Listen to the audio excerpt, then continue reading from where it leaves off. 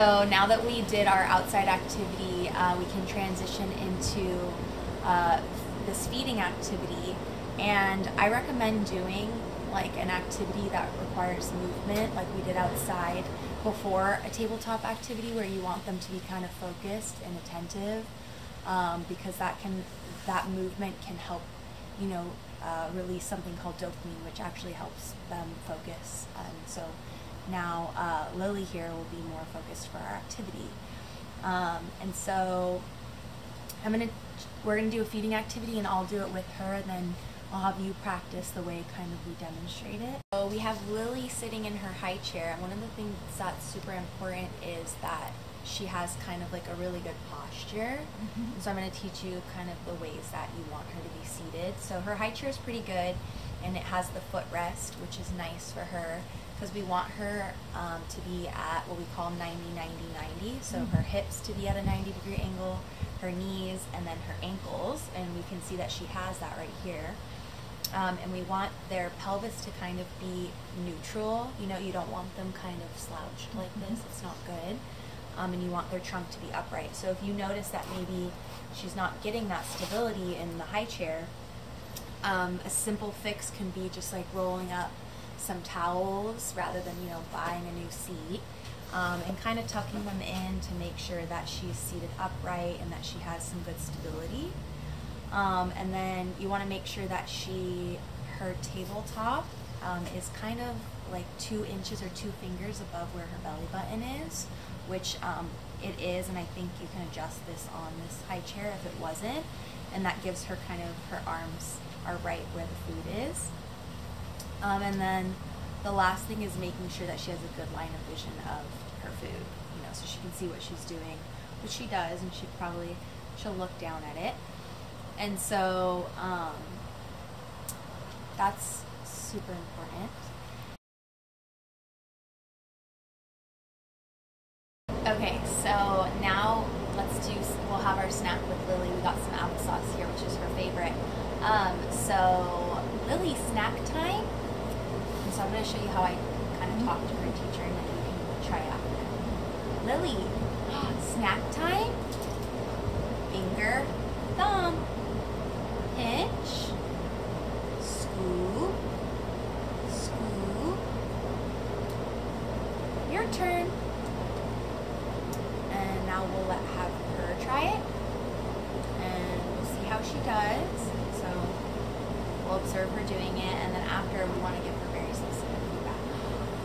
Good, Lily. I like how you hold the spoon. Next time, no spilling. Okay. Would you like to kind of try and instructing her? So there's a spoon there actually. You can demonstrate with her. Okay, Lily, let's do it together. Okay? Finger, thumb. Okay, good. Now scoop the applesauce. Okay. Put it in your mouth. That's it. So next time, Lily, look down at your food, not at Mommy. Yeah. Finger, thumb, look down at your food, scoop the food, put it in your mouth.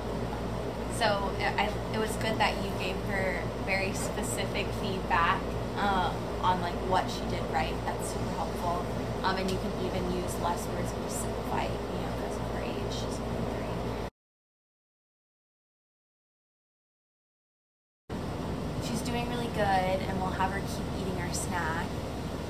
And so if you find that she's not able to grasp it and she's spilling everywhere, you can do kind of where you do part of the task for her. So maybe you scoop the food, because maybe that part's hard, and then you hand it to her, and she can use that grasp, and she brings it to her mouth. Or you can either let her dip the food instead of kind of scooping, and she'll still get some on there. But if she's doing really well, then you could try it with other foods that maybe are more difficult to scoop. Like peas are hard because you have to really it's not liquid, and that could kind of challenge her a little bit. But yeah, I definitely recommend that you kind of sit with her during meal times and work on these things. Maybe one meal a day or something. And I know you have a nanny too, maybe we can teach her this stuff too. Do you think that would be possible? I mean, is it not good for her to, could she try and breastfeed? For like peas, yeah, that would be something that we could work on too, and we could teach her to try to, you know, again, that requires kind of like a more fine grasp. Like peas, and she likes cut up banana. So.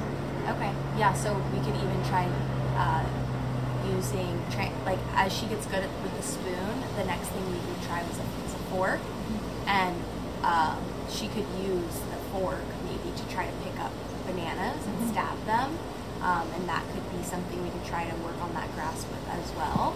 But if maybe utensils are too difficult, we can also work on doing like more of a pincer grasp for smaller like foods. But something with applesauce, you know, you need a spoon to do.